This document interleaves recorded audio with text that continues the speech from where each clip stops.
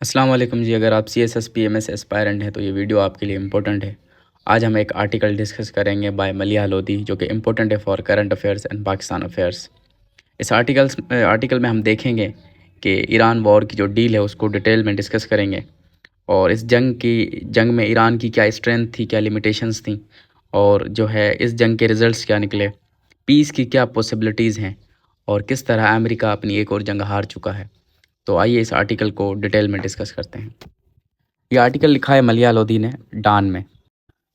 इस आर्टिकल में वो कहती हैं कि यूएस और ईरान के बीच मेमोरेंडम ऑफ अंडरस्टैंडिंग जो है एक साइन हो चुका है और जिसके बाद जो है बाकी अमन की बातें होंगी, जिसमें 2 स्टेप्स फॉलो किए जाएंगे। फर्स्ट स्टेप ये है कि एक 60 डेज़ सीज़ फायर होगा और 60 डेज़ जो है इनकी बातें चलेंगी और उससे और फर्स्ट स्टेप में ही हॉर्मुज़ को जो है ईरान भी आज़ाद कर देगा, ईरान नहीं रोकेगा किसी भी शिप को और अमेरिका भी अपना ब्लॉकेड बंद कर देगा।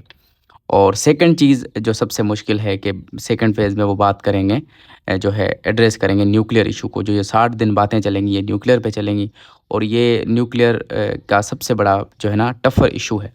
और लेकिन इस अमन को जो है ना सबसे बड़ा जो स्पॉइलर है, जो अमन को ख़तरा है वो इज़राइल है, क्योंकि वो अपने जो एक्शंस हैं वो कंटिन्यू रख रहा है लेबनान में और जबकि लेबनान जो है इस सीज़ फायर का, इस अमन मुआहदे का हिस्सा है। अब इस जंग को रोकने के कुछ रीज़न्स हैं ट्रंप के लिए भी। ट्रंप क्यों इस जंग को जो है ख़त्म करने के लिए जो है राज़ी हुआ? पहली चीज़ है डोमेस्टिक पॉलिटिकल और दूसरा इकोनॉमिक प्रेशर। डोमेस्टिकली ट्रंप जो है वहाँ पे जो है मिड टर्म इलेक्शंस होने हैं और वहाँ पे रिपब्लिकन्स की पोजीशन जो है वीक होती जा रही है। ट्रंप का जो पॉपुलैरिटी है वो कम होती जा रही है और अमेरिकन्स की राय जो है ट्रंप के बारे में बदल रही है, क्योंकि ट्रंप एक ऐसा बंदा था जब वो पावर में आने से पहले वो इलेक्शन कैंपेन में कहता था कि मैं अमेरिका को एक अननेसेसरी जंग में नहीं धकेलूँगा और जो जंगें चल रही हैं उनको रोकने की कोशिश करूँगा। जैसे कि उसने यूक्रेन की जंग के बारे में कहा था कि 24 घंटे में ख़त्म हो जाएगी। इसी तरीके से उस पे एक पॉलिटिकल प्रेशर पैदा हो रहा है। सेकंड चीज़ है इकोनॉमिक प्रेशर। अमेरिका में महंगाई बढ़ गई है और पूरी दुनिया की इकोनॉमी जो है अंडर प्रेशर है just because of America's war against Iran. ठीक है ना? तो ये चीज़ें उसे कंपेल कर रही हैं जिसकी वजह से ये जंग रोकी जा रही है। लेकिन इस जंग को जारी रखने के नुकसानात भी हैं, ऑथर कह रही थी कि अगर जो चीज़ हासिल करने आए थे ट्रंप के यहाँ पे रिजीम चेंज करूँगा, यानी जो वे ऑफ गवर्नमेंट है वो चेंज हो जाएगा खामनेई को मारने के बाद। जबकि उन्हें पता चल गया कि रिजीम चेंज करना इतना आसान नहीं है ईरान में, जबकि खामनेई को मारने के बाद भी जो है उनके बेटे अभी सुप्रीम लीडर बन चुके हैं और वही फॉर्म ऑफ गवर्नमेंट है, वही कमांड स्ट्रक्चर है, वही रूल ऑफ जो है सुप्रीम लीडर है। 40 बार वो डील की बात कर चुके हैं इस 90 दिनों में कि भाई अभी अमन होगा, अभी अमन होगा। तो इससे पता चलता है कितना ट्रंप जो है डेस्परेट है अमन के लिए और कितनी उसे ज़रूरत है। और जो है हॉर्मोज़ की इकोनॉमिक कॉन्सिक्वेंसेस बहुत हेवी पड़ी हैं, गल्फ़ कंट्रीज़ के ऊपर पड़ी हैं। गल्फ़ कंट्रीज़ ने प्रेशर दिया जो है अमेरिका को। अमेरिका की खुद की इकोनॉमी स्लो हो रही है और जिसकी वजह से चाइना और रशिया जैसे जो मुल्क हैं वो ताकतवर होते जा रहे हैं और इससे अमेरिकन डोमिनेंस को, अमेरिकन क्रेडिबिलिटी को, ठीक है ना, अमेरिकन डोमेस्टिक जो इकोनॉमी है उसको बहुत बड़ा नुकसान पहुंच रहा है, जिसकी वजह से जंग को जारी रख सकना इतना आसान नहीं है। अब ईरान की स्ट्रेंथ क्या थी और लिमिटेशंस? ईरान की सबसे बड़ी ताकत थी हॉर्मुज़ का कंट्रोल करना।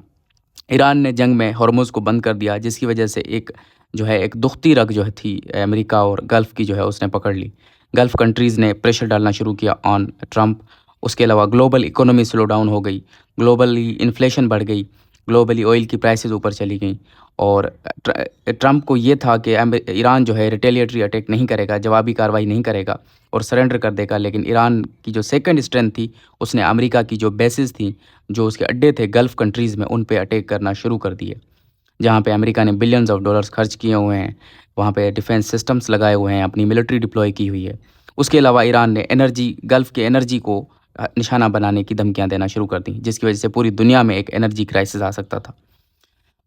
जो थर्ड उसकी जो ये कह सकते हैं ये ओवरऑल जो उसकी स्ट्रेंथ थी वो इकोनॉमिक वेपन थी। उसने मुआशी हथियार इस्तेमाल किया ईरान ने अमेरिका के ख़िलाफ़, क्योंकि ट्रंप एक पॉलिटिशियन कम और जो है ना बिजनेसमैन ज़्यादा है और इकोनॉमी एक मेजर ऑप्शन थी उसको जो है मजबूर करने के लिए। ईरान की लिमिटेशन ये थी कि ईरान की इकोनॉमी बहुत ज़्यादा कमज़ोर थी और सैंक्शंस के चलते ईरान में इन्फ्लेशन बहुत ज़्यादा है, करेंसी डिवैल्यू हो गई है पाबंदियों की वजह से। तो ईरान की इकोनॉमी पहले से कमज़ोर थी और बाद में जो अमेरिका ने ब्लॉकेड लगाया, जो ईरान के ऊपर रिस्ट्रिक्शंस लग गई कि वो ऑयल मार्केट को एक्सेस कर सके, इन्फ्लेशन बढ़ गई, जिसकी वजह से ईरान भी चाहता था कि अब अमन होना चाहिए।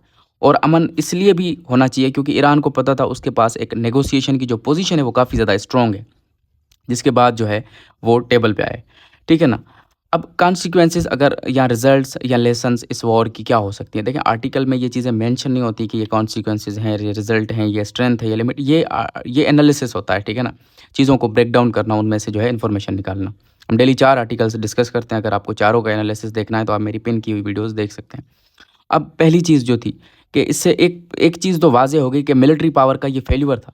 जिस तरह अमेरिका की जो एम्बिशंस थी, अमेरिका की जो असम्पशंस थी कि मैं ईरान पे अटैक करूँगा और ईरान सरेंडर करेगा, और ईरान ने सरेंडर नहीं किया, बजाय इसके जो है रिटेलिएटरी अटैक्स करना शुरू कर दिए, ठीक है। दूसरी चीज़, पावर ऑफ नेशनलिज़्म को अंडर एस्टिमेट नहीं करना चाहिए, ट्रंप ये भूल चुका था। ईरान में जो कौमियत का पावर है, ईरान में जो उनकी लीडरशिप, उनकी जो अवाम है, वो एकजुट होकर जो है अमेरिकी हमलों का जवाब देने लगी, अमेरिकी हमलों के खिलाफ खड़ी हुई। उनकी एक रेजिस्टेंस ने उन्हें जो है जीत के करीब ले गई, ठीक है ना। क्योंकि ईरान को जस्ट सर्वाइव करना था और अमेरिका को विन करना था, और अमेरिका को यही चीज़ जो है ना कॉस्टली पड़ गई। थर्ड चीज़ जो चैलेंज हुई है पूरी दुनिया में, हम जानते हैं कि कहा जाता है जिसकी लाठी उसकी भैंस, इंग्लिश में कहते हैं माइट इज़ राइट, यानी जिसके पास ताकत है ना वही सही है और वही अपनी बात मनवा सकता है। तो ये चीज़ चैलेंज हो गई। ऑथर कहते हैं ये चीज़ यहाँ पर चैलेंज नहीं हुई, ये हमने यूक्रेन जंग में देखा, जहाँ पे रशिया 4 सालों से यूक्रेन से लड़ रहा है लेकिन जीत नहीं पा रहा। हमने ईरान जंग में देखा, 3 महीने लगातार लड़ने के बाद भी अमेरिका जो है ईरान को सरेंडर नहीं करवा सका। हमने इंडिया की मई जंग में देखा कि इतना बड़ा ताकतवर मुल्क, पाकिस्तान से कई गुना साइज़ में बड़ा, इकोनॉमी में बड़ा, मिलिट्री में बड़ा, लेकिन पाकिस्तान से एक अच्छी खासी मात खा गया। पीस की पॉसिबिलिटीज़ की अगर बात करें तो ईरान के न्यूक्लियर पे बातें होंगी, सैंक्शंस यूएस हटाएगा। ये चीज़ें अगर हो जाती हैं तो पीस की पॉसिबिलिटीज़ हैं, कंडीशंस हैं, वरना पीस मुश्किल है। पीस को सबसे बड़ा ख़तरा इसराइल के एक्शंस हैं, जो कि कहता है कि मैं लेबनान में सीज़ फायर को नहीं मानता और अपनी एक्टिविटीज़ को कंटिन्यू रखता है, जिसकी वजह से अमेरिका और इसराइल के ताल्लुकात में भी एक दरार पड़ रही है। ऑथर कहती हैं इस अमन के लिए सबसे बड़ा इशू है न्यूक्लियर का इशू। अमेरिका चाहता है कि ईरान के पास न्यूक्लियर वेपन ना हो, और ना ही वो न्यूक्लियर वेपन बनाए, ना ही किसी से ख़रीदे, और यही चीज़ जो है उसको जो है जवाज़ बनाकर उन्होंने अटैक किया था। और यही परमानेंट सेटलमेंट के लिए ज़रूरी है। जब अमेरिका को ये यकीन हो जाता है कि ईरान न्यूक्लियर वेपन नहीं बनाएगा, जबकि जो 14 पॉइंट्स साइन हुए हैं एमओयू में, उसमें ये कहा गया है कि ईरान ना ही न्यूक्लियर वेपन बनाएगा, ठीक है ना, ना ही रखेगा अपने पास। और ये ईरान पहले से कहता हुआ आया है। 20 साल से ईरान में जो है ना ख़ामनेई का ये एक फ़तवा है कि न्यूक्लियर वेपन हराम है, लेकिन अमेरिका को इस बात पे यकीन नहीं था। अब जो मटेरियल है, जो न्यूक्लियर एनरिचमेंट का, उसको जो है डाइल्यूट किया जाएगा और इसे इंटरनेशनल एजेंसी जो है और इसे अंडर जो इंटरनेशनल एटॉमिक एनर्जी एजेंसी है उसके थ्रू जो है डाइल्यूट किया जाएगा, जो कि सुपरवाइज़ करेगी इस चीज़ को, क्योंकि अमेरिकन्स खुद नहीं आ सकते और इंटरनेशनल एटॉमिक एनर्जी एजेंसी जो है ये चीज़ें सुपरवाइज़ करती है। तो इस मटेरियल को डाइल्यूट किया जाएगा और एक लिमिट रखी जाएगी कि ईरान कितना न्यूक्लियर जो है रख सकता है, या न्यूक्लियर प्रोग्राम को कितनी हद तक इनरिच कर सकता है, ठीक है ना। तो एमओयू जो है, जो साइन हुआ है, इससे पता चलता है कि यूएस की ये एक नाअहली है जो ज़ाहिर हुई है कि यूएस ये जंग नहीं जीत सका और हार गया। वाशिंगटन जो है उन्होंने अपनी काफ़ी ज़्यादा रेड लाइन्स को अबंडन कर दिया है। मतलब जो उन्होंने रेड लाइन्स पहले तय की हुई थी कि ये चीज़ें हम कभी करने नहीं देंगे, अब उन पे भी राज़ी हो गए हैं। G7 की मीटिंग में ट्रंप ने कहा कि अगर पूरी दुनिया में बाकी मुल्क जो है बैलिस्टिक मिसाइल रख सकते हैं, तो ईरान क्यों नहीं रख सकता। उसी तरीके से उन्होंने ये भी कहा कि ईरान न्यूक्लियर प्रोग्राम को कंटिन्यू रख सकता है, यानी न्यूक्लियर के सिर्फ वेपन्स के लिए इस्तेमाल नहीं होते, सिविलियन पर्पज़ के लिए भी यूज़ होता है। न्यूक्लियर जो है बिजली बनाने के लिए, ठीक है ना, न्यूक्लियर जो है हेल्थ में, कैंसर के इलाज के लिए भी यूज़ होता है। तो न्यूक्लियर के काफ़ी फ़ायदे हैं, तो उसके लिए न्यूक्लियर प्रोग्राम को कंटिन्यू रख सकता है। उसके अलावा ऑयल एक्सपोर्ट्स की राहत दी जाएगी, ये रिस्ट्रिक्शंस हटाई जाएंगी ताकि ईरान जो है अपना ऑयल पूरी दुनिया में बेच सके। और उसके अलावा बिलियंस ऑफ डॉलर्स भी दिए जाएंगे जो कि फ्रीज़ हैं, जो कि ईरान के हैं और वेस्टर्न बैंक्स में फ्रोज़न लगे पड़े हैं, जिसकी अराउंड कहते हैं कि 100 बिलियन तक मालियत है। और उसके अलावा सब्सटेंशियल सपोर्ट दी जाएगी ईरान को उसकी कंस्ट्रक्शन के लिए, यानी जो नुकसान हुआ है, अगर ईरान सारी बातों पे राज़ी हो जाता है। और वो सारी बातों में सबसे अहम बात न्यूक्लियर इशू है। तो फाइनली ऑथर यही कहती हैं कि फ्यूचर अनसर्टेन है। सबसे ज़्यादा अमन की पॉसिबिलिटी तब है जब ये डील जो है इम्प्लीमेंट हो। और अभी तो इस डील की वजह से यूएस और इज़राइल के बीच में जो है ना ताल्लुकात में दरार पड़ गई है, क्योंकि इज़राइल को ये डील मंजूर नहीं है। उसके अलावा इज़राइल के एक्शंस जो हैं लेबनान में इस डील को जो है कमज़ोर कर रहे हैं, और जिसकी वजह से जो है फिर से जंग शुरू हो सकती है। तो ये आज का आर्टिकल था। Thank you so much.